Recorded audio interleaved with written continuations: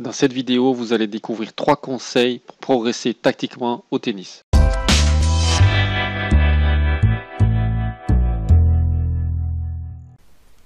Bonjour, je m'appelle Aurélien Rieux, je suis moniteur diplômé d'état de tennis. J'ai créé le site et la chaîne YouTube Tennis Pourcentage pour aider les joueurs de tennis motivés comme toi à progresser rapidement. Tu l'auras remarqué, je me permets de te tutoyer, je trouve que c'est plus sympa pour t'accompagner dans ta pratique tennistique.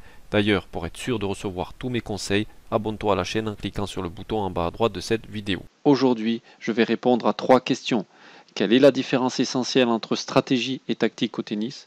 Comment, après 2 défaites gagnées contre le même joueur, quel est le prérequis indispensable pour progresser tactiquement?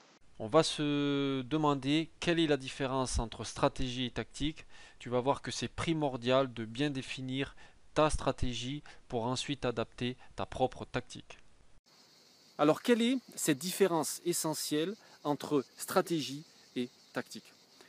Ce qu'il faut savoir, c'est que la stratégie, c'est une façon d'aborder tes matchs qui va prendre bien sûr plusieurs paramètres en compte, mais qui se fait avant le match. C'est quelque chose qui est beaucoup plus intrinsèque à ta propre identité de joueur, à ton propre profil de joueur.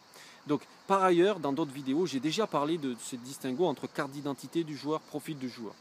Mais quoi qu'il en soit, à partir du moment où tu sais quels sont tes schémas tactiques prépondérants de jeu, il faut que tu puisses avoir conscience de ça. La stratégie, elle ne va pas dépendre des adversaires.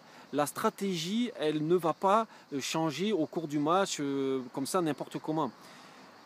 Ton aspect stratégique d'approche de match, c'est plutôt un aspect en fait mental. C'est plutôt une philosophie du tennis que tu souhaites appliquer. C'est plutôt comment arriver sur tous tes matchs avec tes propres principes en tête. Alors, à contrario, qu'est-ce que c'est la tactique?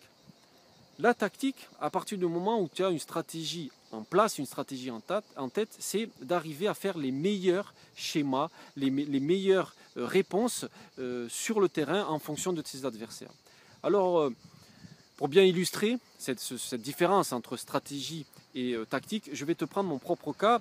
Tout simplement, c'est parce que c'est le cas que je connais le mieux et ça va te l'illustrer de façon assez simple.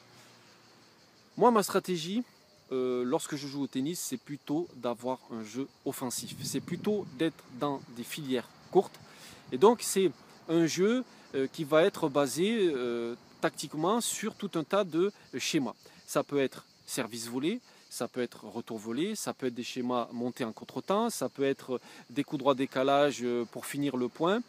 Bref, tu l'auras compris, à partir du moment où ma stratégie c'est d'être offensif, les schémas tactiques vont en découler.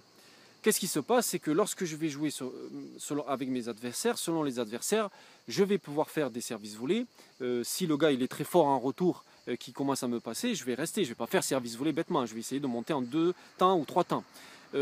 Si l'adversaire, par exemple, est très fort en contre, mais que je me rends compte qu'il n'est pas bon au filet, à l'inverse, je vais le faire monter. Je vais essayer de faire un chop long, un chop court, il monte au filet, puis après je le lobe ou je le smatch. Et je serai quand même dans une filière courte. Et moi, je considère que l'amorti, c'est aussi un coup offensif. Ce n'est pas un coup de défense.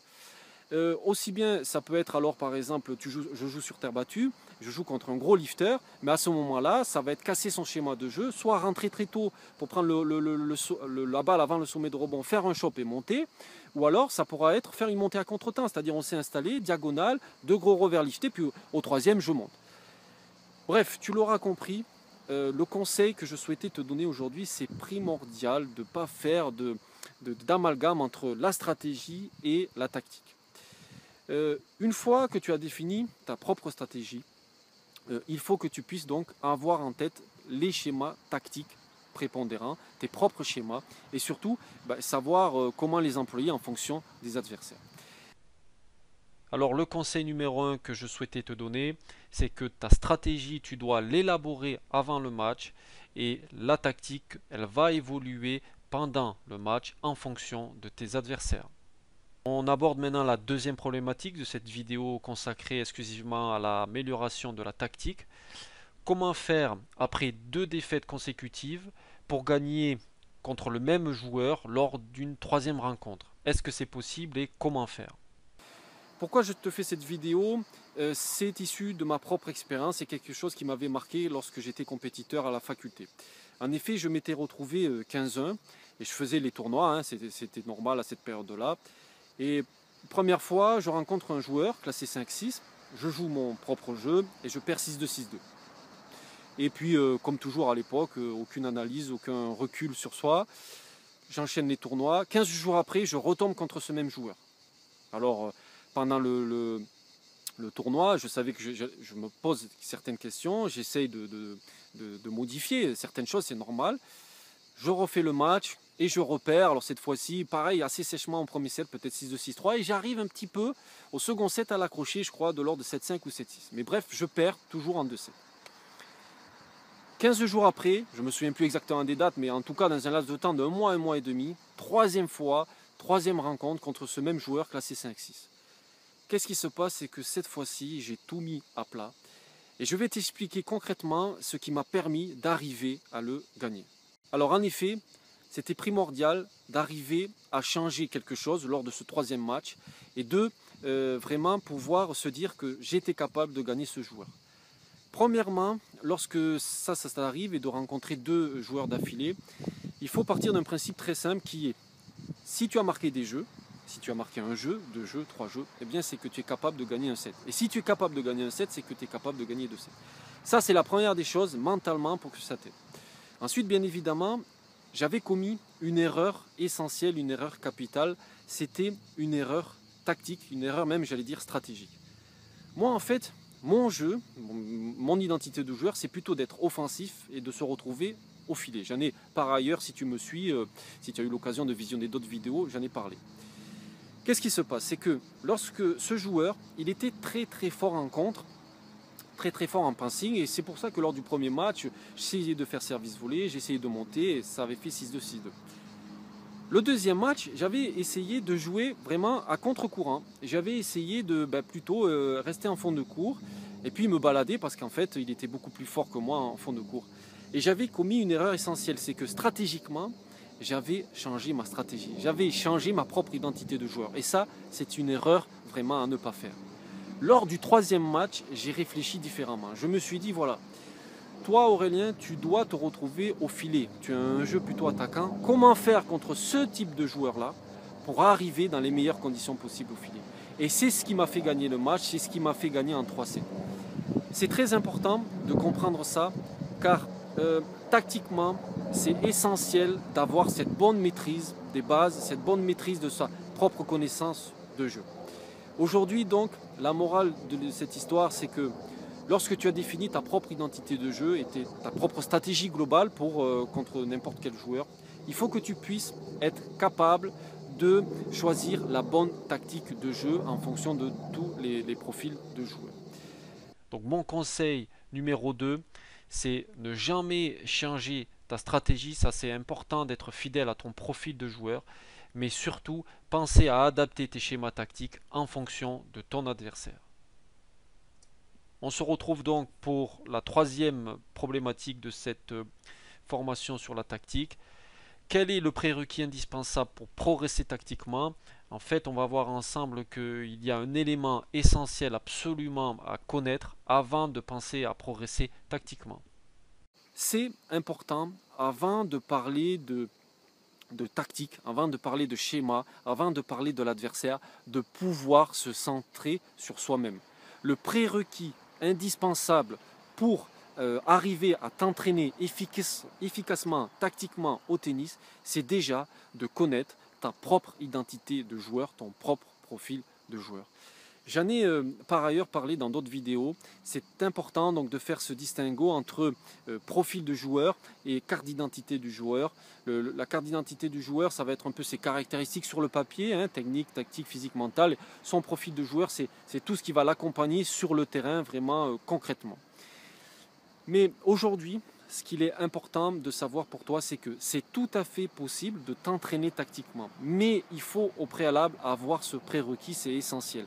Ça ne sert à rien de travailler des schémas tactiques si ça ne va pas dans le sens de ton profil de jeu, dans le sens de ton identité de jeu.